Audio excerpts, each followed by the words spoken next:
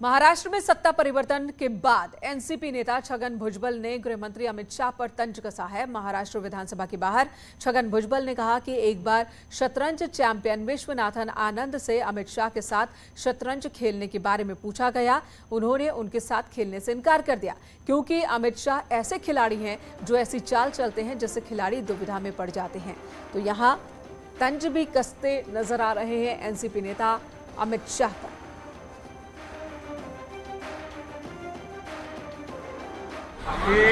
विश्वनाथ आनंद जे आहे ते जगप्रसिद्ध बुद्धिबळपटू आहेत आणि त्यांनी जगातील सर्वश्रेष्ठ बुद्धिबळपटूंना हरवलं आणि ते चॅम्पियन झाले। तर त्यांना जेव्हा विचारण्यात आलं तेव्हा तुम्ही अमित शाह साहेबांबरोबर बुद्धिबळ खेळणार का, तर त्यांनी सपशेल नकार दिला आणि त्यांनी सांगितलं की ते एकच चाल अशी टाकतात का कुठच्या सोंगट्या कुठे जातात हे काही कळतच नाही। इकडचे तिकडे तिकडचे इकडे मागचे वर वरचे खाली काही एकदम सारीपटाच्या बाहेरच जातात। त्याच्यामुळे मी त्यांच्या समोर जिंकू शकत नाही।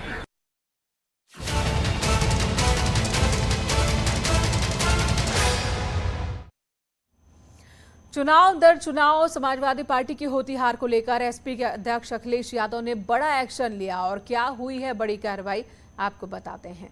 तो बड़ी कार्रवाई क्या है, अखिलेश यादव ने जो किया है वो कि सभी प्रकोष्ठों को उन्होंने भंग कर दिया है। प्रदेश अध्यक्ष को छोड़कर बाकी सभी पदाधिकारियों को भी भंग कर दिया गया है। राज्य कार्यकारिणी को भी भंग किया गया है। सब समाजवादी पार्टी की सभी इकाइयां भंग कर दी गई है। ये बड़ा एक्शन समाजवादी पार्टी की ओर से लिया गया। लगातार हार के बाद अखिलेश ने ये कार्रवाई की है। हालांकि विपक्ष सवाल उठा रहा है कि अखिलेश यादव को भी हार की जिम्मेदारी उठानी चाहिए, न कि कार्यकर्ताओं और पदाधिकारियों पर ही हार की जिम्मेदारी फोड़नी चाहिए। एसपी के युवा संगठनों को भी भंग किया गया है। समाजवादी पार्टी की ओर से तर्क ये दिया जा रहा है कि बहुत जल्द नया संगठन बनकर तैयार होगा। महिला सभा को भी भंग किया गया है और एसपी के सभी प्रकोष्ठों को भंग कर दिया गया है। समाजवादी पार्टी बहुत जल्द एक नए संगठन का दावा कर रही है और उन लोगों को जिम्मेदारी दी जाएगी, अहम जिम्मेदारी प्रदेश में समाजवादी पार्टी को एक बार फिर से मजबूत करने की, जो ये कुव्वत रखते हैं, काबिलियत रखते हैं। समाजवादी पार्टी के राष्ट्रीय अध्यक्ष अखिलेश यादव ने आज पूरे संगठन को बदल दिया है। यानी सपा के राष्ट्रीय अध्यक्ष और प्रदेश अध्यक्ष को छोड़ करके तमाम चीज़ों को भंग कर दिया गया है। तमाम 16 फ्रंटल विंग्स भी समाजवादी पार्टी में भंग किए गए हैं। अब सवाल ये उठने लगा है कि आखिर इन तमाम कार्रवाइयों के पीछे सियासी मकसद क्या है। जानकार मानते हैं कि आने वाले दिनों में समाजवादी पार्टी की जो नई संगठन बनेगी उसमें बहुजन समाज पार्टी के काडर, साथ ही भारतीय जनता पार्टी से आए हुए नए नेताओं और पुराने ब्राह्मण चेहरों और मुसलमान चेहरों को ज़्यादा महत्ता दी जाएगी। साथ ही पुराने नेताओं को नई जिम्मेदारी दी जाएगी और साथ ही संगठन का उनसे बड़े स्तर पर काम लिया जाएगा। कैमरा पर्सन गोपी गिरी के साथ Alauddin, news 18 Lucknow. Winning team बनाएगी समाजवादी पार्टी। इधर देश में 1 जुलाई से सिंगल यूज प्लास्टिक पर प्रतिबंध लगा दिया गया। इसे लेकर अभियान भी चलाए जा रहे हैं। सीएम योगी आदित्यनाथ ने भी लोगों से अपील की है कि सिंगल यूज प्लास्टिक के इस्तेमाल से बचें और सीएम योगी ने सिंगल यूज प्लास्टिक के दुष्प्रभाव और इससे होने वाले कचरे को लेकर भी लोगों को सचेत किया है। सीएम योगी ने प्रदेशवासियों से अपील की है कि यूपी को सिंगल यूज प्लास्टिक से मुक्त बनाने का संकल्प ले। सिंगल यूज प्लास्टिक की विभिन्न वस्तुओं के उपयोग पर भारत सरकार द्वारा 1 जुलाई से प्रतिबंध लगाया गया है।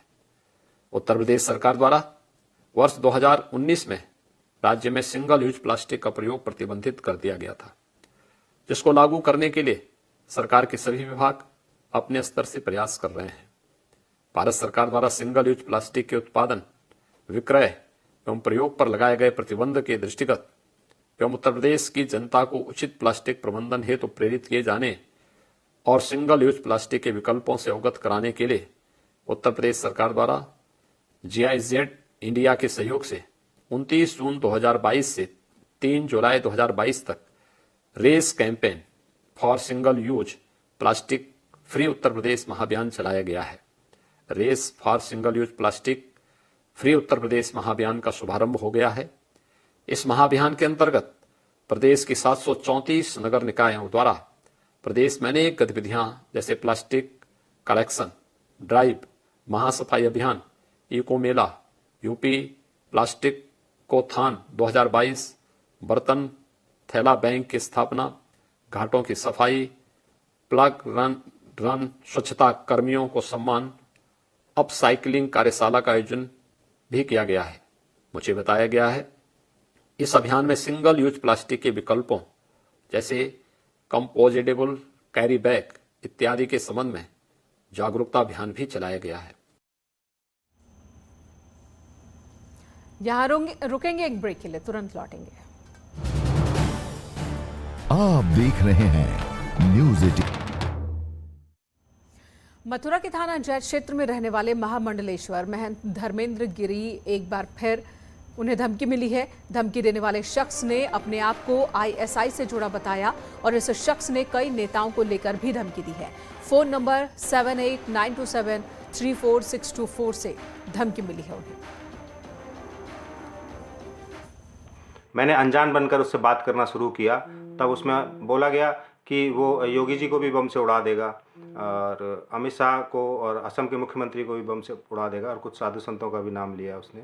तो इस तरीके की जो घटना मेरे साथ शाम को फ़ोन पर एक अनजान नंबर से की गई है, जिससे मैं बुरी तरह से आहत हूँ, क्योंकि ये आतंकवादी और जिहादी इस तरीके के जो विशेष धर्म के लोग हैं, इस तरीके से जो देश में माहौल ख़राब कर रहे हैं। लंदन में पहली बार भगवान जगन्नाथ की रथ यात्रा निकाली गई। Shri Jagannath society UK SJS UK की ओर से ये यात्रा निकाली गई। भगवान का दिव्य आशीर्वाद लेने के लिए भक्तों की भीड़ देखने को मिली।